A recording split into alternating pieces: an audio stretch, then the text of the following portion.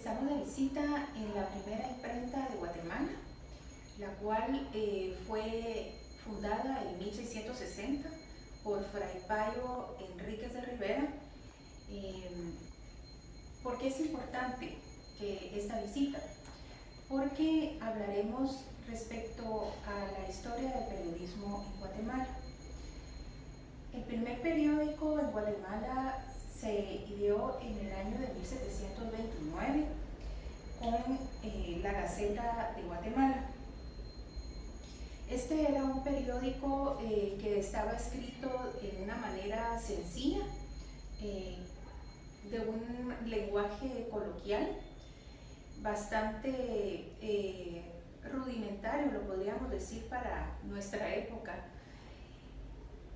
En este periódico se escribían cuestiones netamente religiosas, literarias, porque en su mayoría eran sacerdotes los que escribían.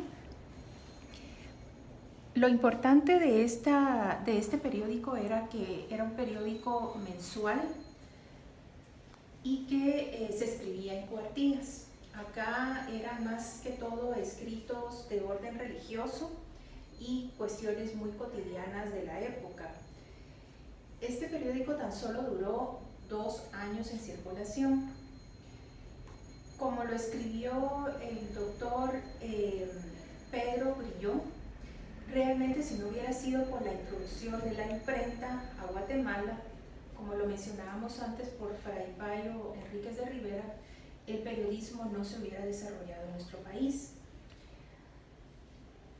Al inicio, este periódico, el papel que se utilizaba era un papel más o menos como que fuera tela rayada, y la porosidad del papel era bastante blando, y la impresión era una impresión bastante nítida para la época.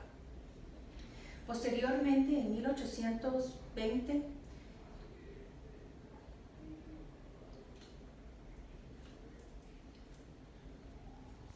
con el editorial constitucional de Pedro Molina, fue cuando realmente se podría decir que la historia del periodismo en Guatemala surge. ¿Por qué razón?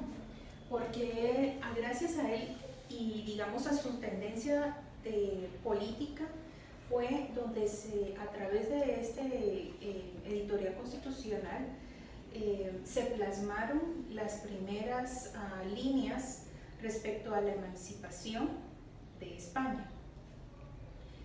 Fueron muchísimos los periódicos que surgieron a través de todos los años, más o menos fueron 145 años, entre 1729 y 1871, los que surgieron, y que la mayoría de estos periódicos desaparecieron precisamente por esas tendencias ideológicas políticas, y que Guatemala vivía realmente momentos demasiado convulsionados políticos. Nombres como por ejemplo la Gaceta de Guatemala, la Gaceta, que fue el primero, el editorial constitucional, la República, el Antigüeño, la Loca, el Tapabocas,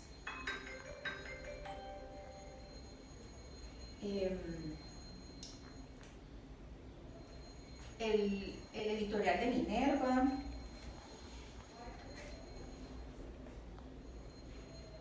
el Imparcial,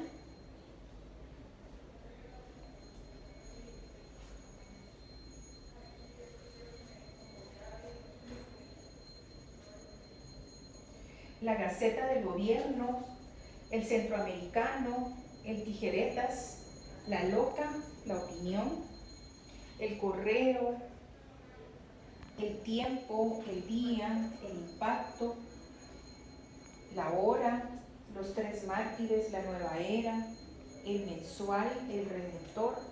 Estos fueron tan solo algunos de los nombres de los primeros periódicos editados en nuestro país. Grandes ilustres de la historia de nuestro país figuran como los primeros que plasmaron su ideología y tendencia sociopolítica en estos medios. Y escritores como por ejemplo Pedro Molina, Ricardo Galindo, Pedro Grulló, Simeón Bergaño y Villegas, José Mía, José Francisco Barrundia, Valerio Pujol, Rubén Darío, Álvaro Contreras, Ramón Uriarte, Domingo Estrada, Enrique Domínguez, Augusto Gómez Carrillo, Fray Mariano López, Mario Castillo, Antonio Gutiérrez y Buriola, José Cecilio del Valle, Mariano Gálvez Patres y Motúfar, Justo Rufino Barrios, Luis Valenzuela, Francisco Lainfiestas, Rubén Darío, Ricardo Palma, Miguel Ángel Asturias, Carlos Will, Rigoberto Branasmitia, Manuel Cobos, Tácito Molina.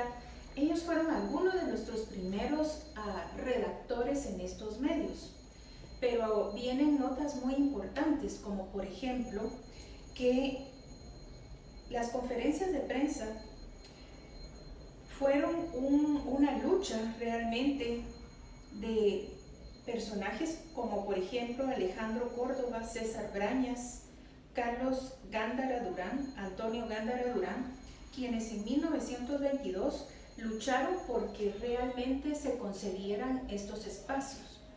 Así también podemos mencionar otra nota importante, que el 15 de octubre de 1877